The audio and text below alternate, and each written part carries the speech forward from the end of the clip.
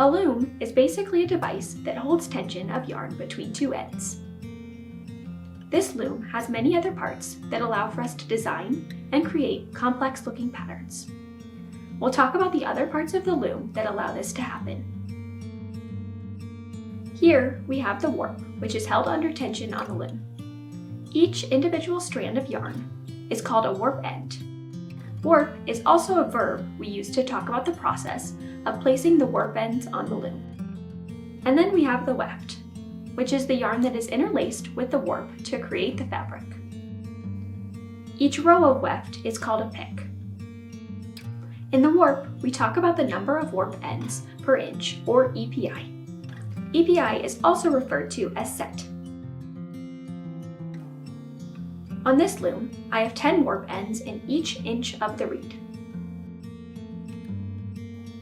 The reed is this metal part that sits at the front of the loom. Each hole in the reed is called a dent. Here we have a 10-dent reed, which means that there are 10 dents per inch on the reed. You can double the number of ends in the same reed. If you place 2 warp ends in each dent, then you'll have 20 ends per inch instead of 10. There are also set charts that help you determine the best way to get your desired set with the reeds that you have. Similarly, in the weft, we determine the number of picks per inch. We can use a ruler to measure an inch and then count the number of weft rows or picks in that inch. Here we have 1, 2, 3, 4, 5, 6, 7, 8 picks per inch. You'll use the beater, where the reed sits, to push the weft ends into place. By pressing more with the beater, you'll have more picks per inch, and a denser fabric. By beating less, you'll achieve a more open fabric and less picks per inch. The width in the reed is just like it sounds, how wide your weaving is in the reed. You'll measure the reed to center your weaving and then place your warp ends in the dents across that width. When the number of warp ends per inch and the number of weft picks per inch are equal, you've achieved a balanced weave. There are times when you'll want a balanced weave, and there are times when you'll want a more warp-dominant piece or a more weft-dominant piece. It all depends on the project, your desired aesthetic, and other things. Sampling is a great way to determine what you're hoping for. Then we have our shafts.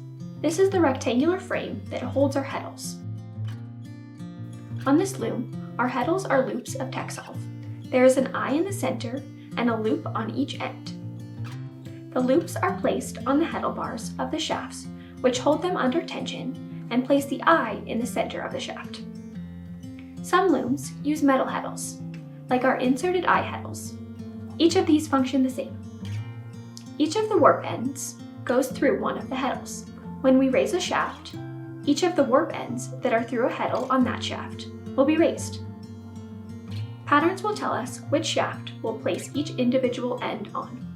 Shaft 1 is at the front of the loom, where the beater is, and shaft 4 is at the back of the loom. When we lift a shaft or a group of shafts, we'll create what's called a shed.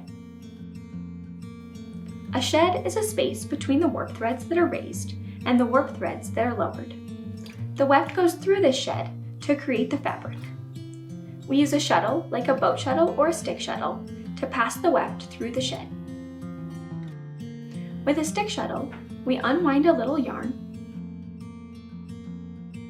pass through the shed, and pull through the other side.